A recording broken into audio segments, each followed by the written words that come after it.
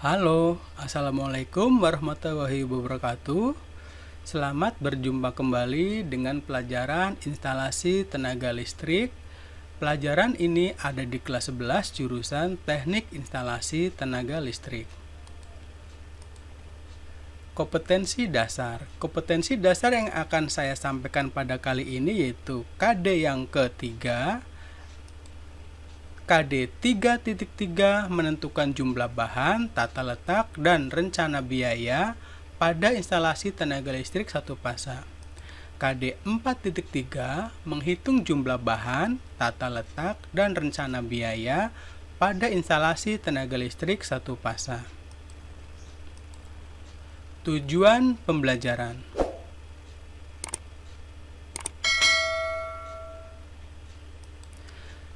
Setelah kalian mengikuti video ini, maka diharapkan kalian dapat menentukan jumlah bahan, tata letak, dan rencana biaya pada instalasi tenaga listrik satu fasa. Selanjutnya, kalian juga harus dapat menghitung jumlah bahan, tata letak, dan rencana biaya pada instalasi tenaga listrik satu fasa. Ketentuan umum. Rancangan instalasi listrik harus memenuhi ketentuan PUIL, Peraturan Umum Instalasi Listrik. Rancangan instalasi listrik memperhatikan 1. Keselamatan dan keamanan manusia, ternak, serta harta benda. Yang kedua, instalasi listrik berfungsi dengan baik sesuai dengan maksud penggunaannya. Dan yang ketiga, instalasi listrik memenuhi proteksi untuk keselamatan seperti yang telah ditentukan.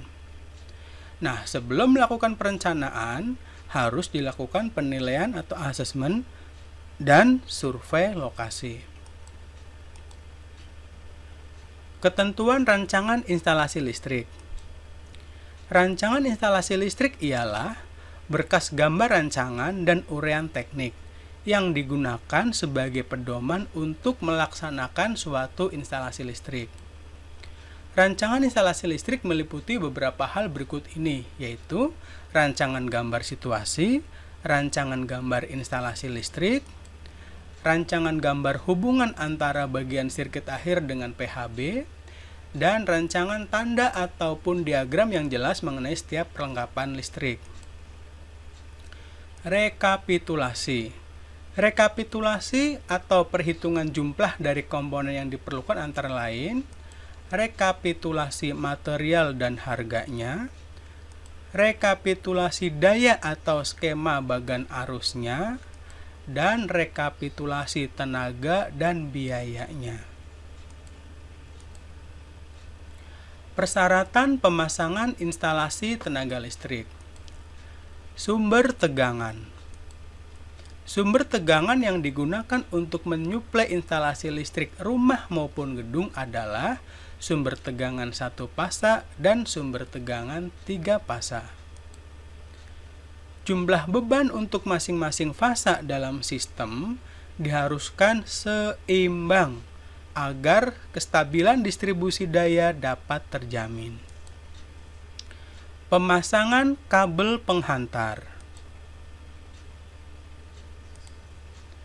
Penghantar yang digunakan untuk instalasi penerangan pada rangkaian akhir adalah yang berjenis NYA. Sedangkan untuk instalasi daya untuk bagian pengisi biasanya menggunakan penghantar berjenis NYM yang memiliki isolasi, sehingga mudah cara pemasangan dan perbaikan pemasangan penghantar tersebut masuk ke dalam pipa instalasi. Ukuran penghantar jalur utama termasuk jalur ke stop kontak dan penghantar jalur cabang dari saklar ke lampu yaitu 2,5 mili. Menggunakan penghantar yang sesuai ketentuan, maka keselamatan instalasi dapat terjamin dan apabila instalasi akan diperluas masih dalam batas kemampuannya. Penghantar untuk jenis NYM dilengkapi dengan hantaran pentanahan atau arde. Karena untuk instalasi daya, misalnya untuk pemasangan AC, motor-motor listrik, dan lain-lainnya. Dimaksudkan agar bagian yang terbuat dari logam pada bodi alat tersebut dapat ternetralisir dan apabila terjadi hubung singkat, aliran arus akan segera ke tanah. Pipa instalasi. Semua penghantar pada instalasi listrik dimasukkan ke dalam pipa PVC dengan ukuran 5/8 inch agar penghantar aman dan benturan dari mekanis. Di samping itu, juga penghantar akan terisolasi serta mudah dalam perawatan apabila terjadi kerusakan dalam perbaikan. Saklar. Fungsi saklar dalam instalasi listrik penerangan untuk memutuskan dan menghubungkan arus listrik dari sumber ke beban. Saklar yang digunakan pada umumnya jenis saklar tunggal, saklar seri, dan saklar tukar atau saklar hotel. Aturan pemasangan saklar. Saklar dipasang kurang lebih tingginya 150 cm di atas lantai. Saklar dipasang di dekat pintu dan mudah dicapai oleh tangan. Arah posisi kontak atau tuas saklar harus seragam bila pemasangannya lebih dari satu. Kotak kontak. Fungsi kotak kontak atau biasa dinamakan dengan stop kontak dalam instalasi listrik yaitu sebagai alat penghubung dari beban ke atau dengan sumber listrik. Aturan pemasangan stop kontak yaitu stop kontak dipasang tingginya kurang lebih 150 cm di atas lantai. Dan jika dipasang kurang dari 150 cm, maka stop kontak harus dilengkapi dengan tutup. Stop kontak harus mudah dicapai oleh tangan. Nah, stop kontak dipasang sedemikian rupa sehingga bagian penghantar netralnya berada di sebelah kanan atau di sebelah bawah.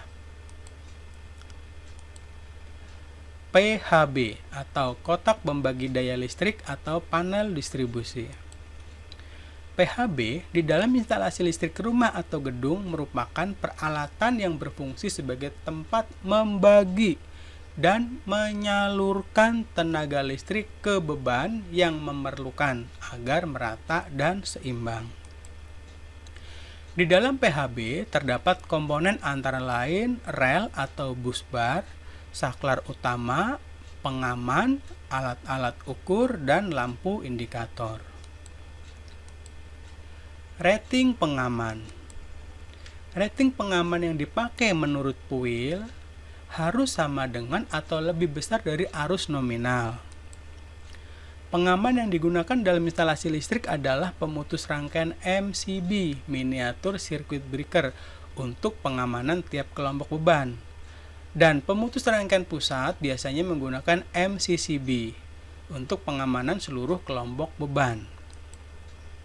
Besarnya rating arus MCB maupun MCCB diperhitungkan arus beban yang dipikul atau dipasang di dalam instalasi agar memenuhi syarat keamanan. Berikut contoh gambar rangkaian instalasi tenaga satu fasa. Ada motor listrik satu fasa dihubungkan dengan jala-jala listrik satu fasa dan dilengkapi dengan alat-alat proteksi. Ini contoh tampilan layout PHB atau box panel. Identifikasi komponen yang digunakan. Misalnya membutuhkan MCB satu pas satu buah, push button satu buah, kontaktor magnet satu buah, motor satu fasa satu buah, kabel fasa satu buah, kabel netral satu buah, box panel satu buah, lampu indikator 3 buah, tombol indikator 3 buah, dan lain sebagainya. Rancangan anggaran biaya instalasi tenaga listrik satu fasa. Rancangan ini menggunakan bantuan tabel seperti berikut. Ini ada tabel untuk membuat rancangan. Yang pertama ada kolom nomor, nama komponen, spesifikasi, jumlah, harga satuan, dan total. Contoh nomor 1, nama komponen yang dibutuhkan misalnya MCB satu fasa. Spesifikasinya misalnya 2 ampere. Jumlah yang dibutuhkan misalnya 2 buah. Harga satuan daripada MCB misalnya 20.000, maka total harga yang dibutuhkan adalah 40.000. dan selanjutnya diisi sesuai dengan kebutuhan-kebutuhan pada saat membuat rancangan.